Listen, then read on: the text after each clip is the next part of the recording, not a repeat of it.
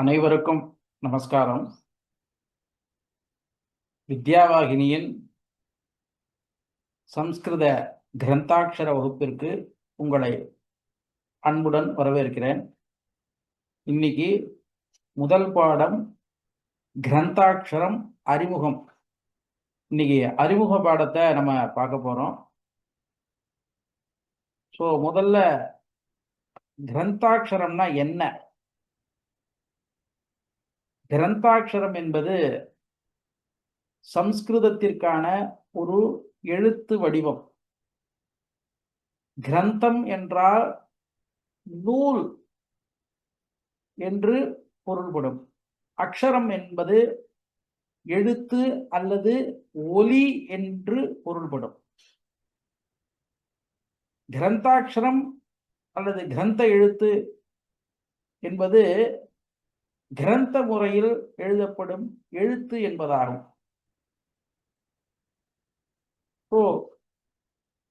கிரந்தாட்சரம் என்பது சம்ஸ்கிருதத்திற்கு ஒரு எழுத்து வடிவம்.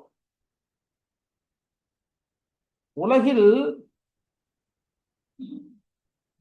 பல்வேறு மொழிகள் இருக்கின்றது. அந்த மொழிகளுக்கெல்லாம் ஒரு எழுத்து வடிவம் பிரத்யேகமாக இருக்கின்றது. ஆனால் சம்ஸ்கிருதத்திற்கு பல்வேறு எழுத்து வடிவங்கள் இருந்ததாக ஒரு கூற்று இருக்கிறது.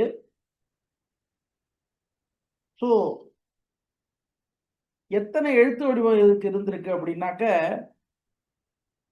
சற்றேறக்குறைய 7க்கும் மேற்பட்ட எழுத்து வடிவங்கள் இருந்ததாக அறிய முடிகிறது. முதல் எழுத்து வடிவமாக பிராமி என்பது அறியப்படுகிறது. சம்ஸ்கிருதத்திற்கு முதல் எழுத்து வடிவமாக பிராமி என்பது அறியப்படுகிறது. இது கிமு 3ஆம் நூற்றாண்டு, அதாவது அசோக சக்கரவர்த்தியோட சாசனங்கள் அனைத்தும் பிராமி எனும் எழுத்து வடிவிலான சம்ஸ்கிருதத்தில் எழுதப்பட்டுள்ளது. அதற்கு அடுத்ததாக காரோஷ்டி எனும் எழுத்து வடிவம். இந்த காரோஷ்டிங்கிற எழுத்து வடிவம் எங்க பயன்பாட்டில் இருந்தது அப்படின்னாக்க காந்தார தேசம், அதாவது இன்றைய ஆப்கானிஸ்தான், மகாபாரதத்தில் வர்ற சகுனியோட அந்த ராஜ்யம்தான் காந்தார தேசம். இந்த காந்தார தேசத்துல சம்ஸ்கிருதத்திற்கு காரோஷ்டி எனும் ஒரு எழுத்து வடிவம் பயன்படுத்தப்பட்டு வந்தது. இந்த காரோஷ்டி எனும் எழுத்து வடிவம்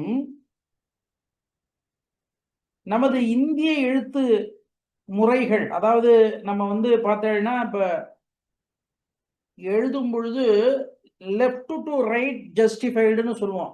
இடப்புறமிலிருந்து வலப்புறமாக எழுதுவோம் நம்ம.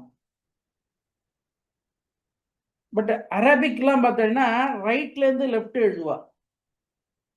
அது மாதிரியே இந்த காரோஷ்டிங்கிற எழுத்து வடிவம் ரைட் டு லெஃப்ட் ஜஸ்டிஃபைடு, வலமிருந்து இடமாக எழுதப்படும் ஒரு எழுத்து வடிவமாக இருந்திருக்கிறது. அடுத்ததாக நாம் வெகுவாக அறிந்த ஒரு எழுத்து வடிவம் நாகரி அல்லது தேவநாகரி என்ற எழுத்து வடிவம். இந்த தேவநாகரி என்ற எழுத்து வடிவம் உலகளாவிய அளவில் அங்கீகரிக்கப்பட்ட ஒரு எழுத்து வடிவமாக தற்காலத்தில் பயன்பாட்டில் இருக்கிறது. இப்ப நீங்க பள்ளிக்கூடத்துல, ஸ்கூல்ல, காலேஜஸ் எல்லாம் பார்த்தீங்கன்னா நமக்கு சம்ஸ்கிருதம் கத்துக்கணும், சம்ஸ்கிருதத்தை ஒரு சப்ஜெக்டா எடுத்துக்கணும் அப்படின்னாக்க மொழி பாடமாக எடுத்துக்கொள்ள வேண்டும் என்றால் அப்போ நாம எந்த ஸ்கிரிப்ட்ல படிப்போம் அப்படின்னாக்க தேவநாகரி எழுத்து வடிவத்துல தான் நம்ம அந்த சம்ஸ்கிருதத்தை படிப்பதற்கான வாய்ப்பு இருக்கிறது. இன்னைக்கும் பார்த்தோம்னா நம்ம சம்ஸ்கிருதம்னாலே அது தேவநாகரி தான் ஞாபகம் வரும். அந்த அளவுக்கு தேவநாகரி தான் சம்ஸ்கிருதத்திற்கான ஒரு எழுத்து வடிவம் என்று நமக்கு மனதளவுல பதியப்பட்ட ஒன்றாக இருக்கிறது இப்பொழுது. ஆனா தேவநாகரி மட்டும் எழுத்து வடிவம் இல்ல. இவ்வளவு எழுத்து வடிவம் நம்ம பார்த்துட்டோம். இப்ப 3வதா தான் இந்த எழுத்து வடிவத்தை பார்க்கிறோம். பிராமி, காரோட்டி, அதுக்கு அடுத்ததா தான் இந்த தேவநாகரி அப்படிங்கிற எழுத்து வடிவத்தை நம்ம இப்ப பார்க்கிறோம். இதற்கு அடுத்ததாக குப்தா எனும் எழுத்து வடிவம். இந்த எழுத்து வடிவம் பிராமியிலிருந்து உருவான ஒரு எழுத்து வடிவம். இது கிபி 4ஆம் நூற்றாண்டில் பயன்பாட்டில் இருந்தது. அடுத்ததாக சாரதா.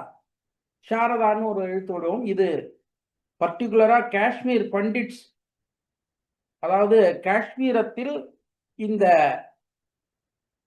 எழுத்து வடிவம் சம்ஸ்கிருதத்திற்காக பயன்பாட்டில் இருந்தது. இப்பதான் நம்ம கிரந்தாட்சரத்துக்கே வர்றோம். இப்ப அடுத்த எழுத்து வடிவம் கிரந்தாட்சரம். இந்த கிரந்தாட்சரம் என்பது தமிழகத்திலும் இலங்கையிலும் பரவலாக பயன்படுத்தப்பட்டு வந்த ஒரு எழுத்து வடிவம். இது எக்காலத்தில் தோன்றியது அப்படின்னாக்க, நமது சம்ஸ்கிருத வேத நூல்களை தென்னிந்தியாவில் நம்ம மக்கள் படிப்பதற்கு இலகுவாக ஒரு எழுத்து வடிவம், தமிழர்களுக்கு எளிமையாக படிக்கும் வண்ணம் ஒரு எழுத்து வடிவம் தேவை என்று மகேந்திரவர்ம பல்லவன் காலத்தில் இந்த கிரந்தாட்சரம் எனும் ஒரு எழுத்து வடிவம், அதாவது கிபி 3ஆம் நூற்றாண்டு மற்றும் 6ஆம் நூற்றாண்டு இந்த இடைக்காலத்தில் கிரந்தாட்சரம் எனும் ஒரு எழுத்து வடிவத்தை பல்லவர்கள் காலத்தில் உருவாக்க முற்பட்டு அது முழுமை அடைந்தது. என்ன காரணம்னா, இப்ப மற்ற லாங்குவேஜஸ்ல எல்லாம் பார்த்தீங்கன்னா நீங்க க, ச, ட, த, ப ஆகிய 5 சப்தங்களிலும் முறையே 4 சப்தங்கள் இருக்கும். இதை நம்ம அடுத்தடுத்த பாடத்துல விரிவா பார்ப்போம். இந்த கச்சட தப அப்படிங்கிற 5 சப்தங்களிலும் முறையே 4 சப்தங்கள் இந்திய மொழிகளில் பெரும்பாலான மொழிகளில் இருக்கின்றது. ஆனால் நம்ம தமிழ்ல அந்த மாதிரி கிடையாது. தமிழை பொறுத்த வரைக்கும் கானா ஒரு கா தான், சானா ஒரு சா தான், டானா ஒரு டா தான், தானா ஒரு த, பானா ஒரு த பா தான். இது தமிழ் மொழியின் சப்தங்களுக்கும் அந்த வார்த்தை பிரயோகங்களுக்கும் தகுந்தாற் போல அந்த எழுத்து வடிவங்கள் பயன்பாட்டில் இருக்கு. ஆனால் சம்ஸ்கிருதத்திலும் இன்ன பிற இந்திய மொழிகளிலும் பார்த்தோமே ஆனால் நாம் மேற்கூறிய வகையில் ஒவ்வொரு எழுத்திலும் 4 சப்தங்கள் இருப்பதனை பார்க்க இயலுகிறது. இங்க நம்ம தமிழ்ல அப்படியான சப்தங்கள் இல்லாத காரணத்தினால் அந்த சம்ஸ்கிருத நூல்களை தமிழ்படுத்தி, அதாவது இன்னைக்கெல்லாம் நம்ம நிறைய புஸ்தகங்கள்லாம் பார்க்குறோம். அந்த புஸ்தகம்லாம் பார்த்தோம்னா தமிழ் ஸ்கிரிப்டிலே பப்ளிஷ் பண்ணியிருக்கா. ஆனால் கீழே பார்த்தோம்னா க1, ச2 இது மாதிரி ஒரு எண்கள், அந்த சப்தங்களுக்கு உண்டான வரிசைகள் என்ன அப்படிங்கிறத அதை எப்படி உச்சரிக்கணுங்கிறதுக்காக அந்த சின்ன குறியீடா 1 2 3 4ன்னு இந்த க, ச, ட, த, ப இந்த 5 எழுத்துக்களில் மட்டும் அந்த மாதிரி போட்டிருப்பாங்க. அதை எதை குறிக்குதுன்னா, அந்த எந்த எண்ணுக்குரிய அந்த சப்தத்தை உச்சரிக்க வேண்டுமோ அப்படியாக அந்த சப்தத்தை உச்சரிக்க வேண்டும் என்பதை நாம் புரிந்து கொள்வதற்காக அந்த மாதிரி நம்பர் போட்டிருக்கா. ஸோ அந்த நம்பர் போட்டிருக்கிறதுனால நம்ம வந்து அதை பர்டிகுலராக அந்த சப்தத்தை கொண்டு உச்சரிக்க வாய்ப்பு இல்லை. ஏன்னா நமக்கு வந்து அந்த சப்தங்களை பற்றிய புரிதல் கிடையாது. ஸோ இதற்காகத்தான் நமது முன்னோர்கள் என்ன செய்தாங்க அப்படின்னாக்க, அந்த பர்டிகுலர் சப்தத்திற்கு ஒரு எழுத்து வடிவத்தை கொடுக்க வேண்டும். அதனால சம்ஸ்கிருதத்துக்கே தமிழ் மாதிரி ஒரு எழுத்து வடிவம், கிட்டத்தட்ட சற்றேறக்குறைய தமிழ் சாயலிலேயே இருக்கும் ஒரு எழுத்து வடிவத்தை கொடுத்து, அதன் மூலம் நாம் சம்ஸ்கிருத வேத நூல்களை இங்கு அனைத்து மக்களும் படிக்க வேண்டும் என்று கருதி அவ்வாறான எழுத்து வடிவத்தை கொடுத்தனர். தமிழ்லே வந்து அதை எழுதிக்கலாம், தமிழ்லே அப்படியே அந்த ஸ்கிரிப்டை கன்வெர்ட் பண்ணிக்கலாம்னு நினைக்கல. அதுக்குன்னு பர்டிகுலரா ஒரு எழுத்து வடிவம் இருக்கணும். காரணம் என்ன? சம்ஸ்கிருதத்துக்கு அந்த சப்தங்களிற்கு ஒரு நல்ல அதிர்வலைகள் இருக்கின்றது அப்படின்னு அவ நம்பினான்.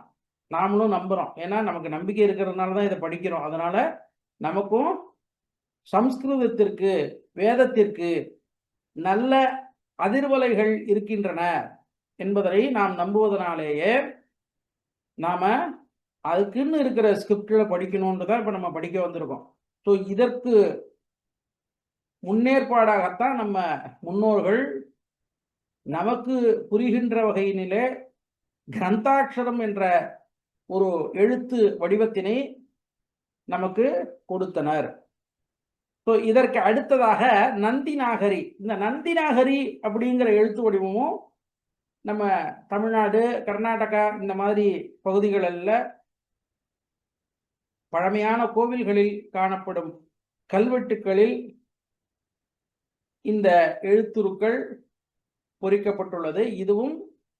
இதுக்கும் பேஸ் என்னன்னு பார்த்தோம்னா நமக்கு பிராமிங்கிற எழுத்து வடிவத்தில் இருந்து தான் எல்லாமே வருது. ஸோ இதற்கு அடுத்ததாக மற்ற இந்திய மொழிகள், பெங்காலி, ஒடியா, கன்னடம், தெலுங்கு, மலையாளம், இதுலலாம் பார்த்தோம்னா நமக்கு சம்ஸ்கிருதத்தில் இருக்கிற மாதிரியே அந்த க, ச, ட, த, ப ஆகிய 5 அந்த சப்தங்களிலும் முறையே 4 சப்தங்கள் இருக்கின்றபடியாலே கிட்டத்தட்ட எல்லாமே சம்ஸ்கிருத சப்தங்கள்லாம் அதுல இருக்கிறதுனால அவங்க வந்து இதுக்குன்னு நம்ம சம்ஸ்கிருத ஸ்கிரிப்ட் தேவையில்லை, நம்மளோட மதர் டங்க்ல எந்த ஸ்கிரிப்ட்ல இருக்கோ அந்த ஸ்கிரிப்ட்லயே நம்ம படிச்சுக்கலாம் அப்படின்னு சொல்லிட்டு அவள்லாம் என்ன பண்றா, தன்னுடைய தாய்மொழியில் அந்த தாய்மொழி எந்த எழுத்து உருவில் இருக்கின்றதோ அந்த எழுத்துருவிலேயே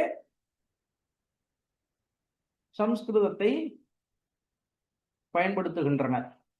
இவ்வாறு சம்ஸ்கிருதத்திற்கு பல எழுத்து வடிவங்கள் பயன்பாட்டில் இருந்திருக்கின்றது. ஸோ இதற்கெல்லாம் மூலம் பிராமி எனும் எழுத்து வடிவம். இது தற்பொழுது நமக்கு கிடைத்த தரவுகளின் அடிப்படையில் காணும் பொழுது அசோக சக்கரவர்த்தி காலத்தில் இது பயன்பாட்டில் இருந்திருக்கிறது என்பதனால் நாம் அந்த காலத்தையே நாம் அதன் ஆரம்ப காலமாக கூட கருதலாம். இந்த மாதிரி இந்த சம்ஸ்கிருதத்திற்கு பல்வேறு எழுத்து வடிவங்கள் இருந்திருக்கின்றன. ஆயினும் தற்காலத்திலும் நடைமுறையில் இருப்பது தேவநாகரி மற்றும் கிரந்தாட்சரம். தேவநாகரி எழுத்து வடிவம் தான் நமக்கு எல்லா ஸ்கூல்லையும் பார்த்தோம்னா, நீங்க சான்ஸ்கிரிட் படிக்கணும்னாலே அந்த ஸ்கிரிப்ட்ல தான் பார்ப்போம். நீங்க உங்களுக்கு தெரியும், ஹிந்தி எல்லாம் பார்த்தோம்னா அந்த தேவநாகரி ஸ்கிரிப்ட்ல தான் இருக்கு. ஹிந்தி மட்டும் கிடையாது, சான்ஸ்கிரிட் மட்டும் கிடையாது. நம்ம இந்திய மொழிகளில் பல்வேறு மொழிகளுக்கு தேவநாகரி எழுத்து வடிவமே அந்த மொழிக்கான எழுத்து வடிவமாக இருக்கின்றது. ஸோ இதற்கு அடுத்ததாக நமக்கு கிரந்தாட்சரம்ங்கிறது எங்க பயன்பாட்டுல இருக்கு அப்படின்னாக்க, நமது தமிழகத்தில் வேதம் கற்பிக்கப்படும் பாடசாலைகளில் கிரந்தாட்சர எழுத்து வடிவம் பயன்பாட்டில் இருக்கிறது. இது மட்டுமல்லாது இலங்கை தீவில் அவர்கள் இந்த கிரந்தாட்சர வடிவிலான சம்ஸ்கிருதத்தினை தூய சம்ஸ்கிருதம் என்று அழைக்கின்றனர். அவர்களுக்கு இந்த தேவநாகரி எழுத்து வடிவம் என்பது அதிகமாக பரிச்சயம் கிடையாது. அவங்க தேவநாகரி ஸ்கிரிப்டை பயன்படுத்துறது இல்லை. அவர்கள் பெரும்பாலும் கிரந்தாட்சர வடிவிலான சம்ஸ்கிருதத்தையே பயன்படுத்துகின்றனர். இன்றும் நாம் பல்வேறு நூல்களை, அச்சில் பதிப்பிக்கப்பட்ட பல்வேறு வேத ஆகம நூல்களை நாம் இலங்கையில் பதிப்பிக்கப்பட்டு அதை இங்கு நாம் தருவிக்கப்பட்டு அதை நாம் படிக்க வாய்ப்பாக இருக்கிறது. ஏன்னா அங்கதான் நமக்கு பப்ளிஷர்ஸ் ஜாஸ்தி. இந்த மாதிரி புஸ்தகம் கிரந்தாட்சர வடிவிலான புஸ்தகங்களை பதிப்பிக்கக்கூடிய பப்ளிஷர்ஸ் வந்து பார்த்தோம்னா இன்னைக்கு அங்கதான் அதிகமாக இருக்கா. ஸோ அதனால பயன்பாடு என்பது இலங்கையில் அதிகமாக இருக்கிறது.